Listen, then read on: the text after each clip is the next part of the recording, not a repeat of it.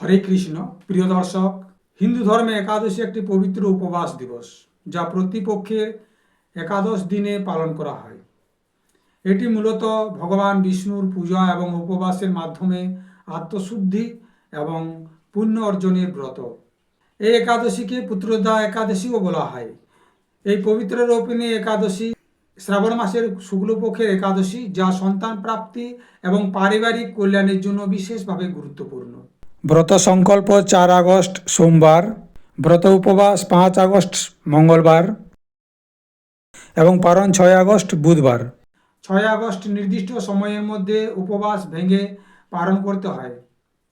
পালনের সঠিক সময় হলো ভারতবর্ষে 6টা 2 মিনিট থেকে 8টা 36 মিনিট পর্যন্ত, আর বাংলাদেশে 6টা 32 মিনিট থেকে 9টা 6 মিনিট পর্যন্ত।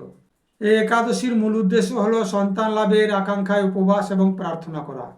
পুত্রদা শব্দের অর্থই হলো সন্তান দাতা।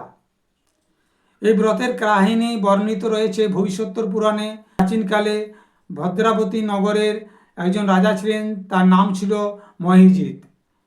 তিনি একজন মহান শাসক ছিলেন, কিন্তু তার কোনো সন্তান ছিল না। এই নিয়ে তিনি এবং তার রানী অত্যন্ত কষ্ট পেতেন এবং ভবিষ্যতের রাজ্যের উত্তরাধিকার সম্বন্ধে দুশ্চিন্তায় পড়ে থাকতেন। একবার রাজা মহিজিৎ মনের দুঃখে গৃহত্যাগ করলেন এবং বনে চলে গেলেন। সেখানে গিয়ে তিনি একজন ঋষির সাক্ষাৎ পেলেন। সেই ঋষির নাম হলো লোমশ ঋষি। তিনি লোমশ ঋষিকে প্রণাম করলেন এবং সেই ঋষির কাছে সমস্ত কথা তিনি জানালেন। ঋষি লোমশ ধ্যানের মাধ্যমে জানতে পারলেন যে পূর্বজন্মে রাজা এক পিপাসার্থ ব্রাহ্মণকে জল না দিয়ে চলে গিয়েছিলেন, আর সেই পাপের কারণে এই জন্মে তিনি সন্তানহীন হয়েছেন।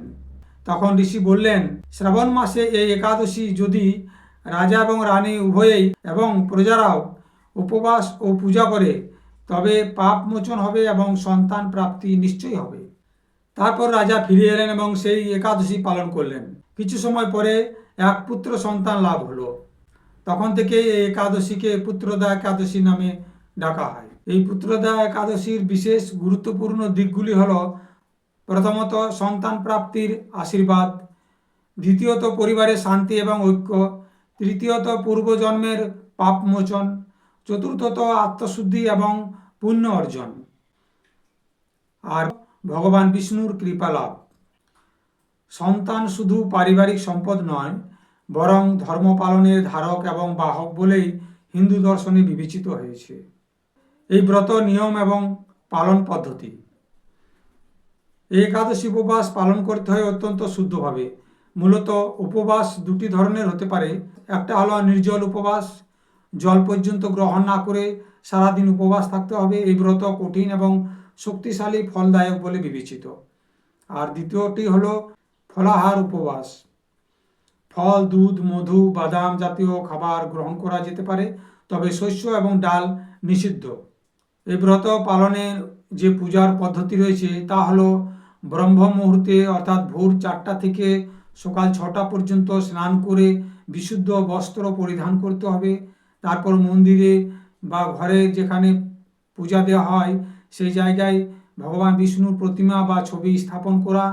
তারপর ফুল, ফল, তুলসীপত্র, ধূপ, প্রদীপ, প্রসাদ ইত্যাদি দিয়ে পুজো করা।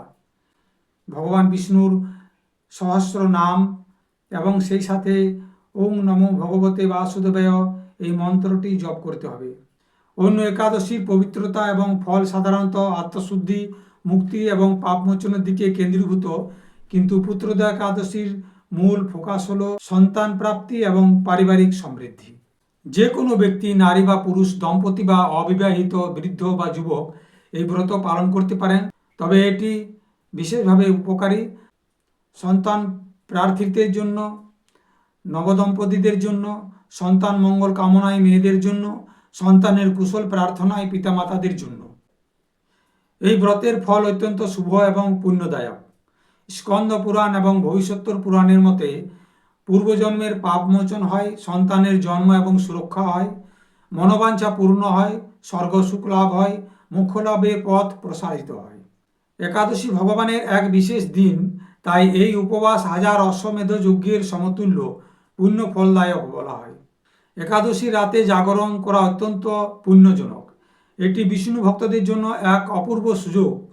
রাত জাগার পর ভগবানের নাম সংকীর্তন, ভজন, গীত, পবিত্র শাস্ত্র পাঠ, জপ করা এবং ধ্যান করা, সেই সাথে প্রসাদ বিতরণ ইত্যাদিও করা উচিত। কিন্তু একটা কথা মনে রাখতে হবে যে একাদশীর পবিত্রতা বজায় যেন থাকে, অর্থাৎ কটু কথা বলা, শত্রুতা, অভিশাপ, অপবিত্র স্পর্শ ইত্যাদি যেন না ঘটে। যেহেতু এই একাদশী প্রাচীনকালে উৎপত্তি হয়েছিল, কিন্তু এই আধুনিক যুগেও এই একাদশীর গুরুত্ব প্রচুর। আধুনিক জীবনের ব্যস্ততা, মানসিক চাপ এবং পারিবারিক দূরত্বের মধ্যে একাদশী একটি আধ্যাত্মিক ব্রেক দেয়। এটি মানসিক বিশ্রাম প্রদান করে, শারীরিক উপবাসের কারণে পারিবারিক বন্ধ সুদৃঢ় করে, যৌথ উপবাস এবং পূজার মাধ্যমে মানসিক স্থিরতা এবং ভক্তিভাব জাগ্রত করে। এই পবিত্রা রূপিণী একাদশী বা শ্রাবণ পুত্রদা একাদশী শুধুমাত্র একটি ধর্মীয় ব্রত নয়, এটি একটি পারিবারিক এবং আধ্যাত্মিক সংস্কার। এই ব্রতের মাধ্যমে একজন ভক্ত তার আত্মিক উন্নয়নের পাশাপাশি পার্থিব প্রয়োজন, বিশেষ করে সন্তান লাভ এবং পারিবারিক সুখ পূরণের প্রার্থনা করেন। এটি কেবল প্রাচীন শাস্ত্রীয় ঐতিহ্য নয়, বরং আধুনিক জীবনে এক আশার দ্বীপও বটে। আপনি যদি এই ব্রত পালন করতে চান তাহলে মনোযোগ সহকারে নিয়ম অনুসরণ করে পালন করুন। শারীরিকভাবে দুর্বল হলে ফল আহার গ্রহণ করে ব্রত রাখুন।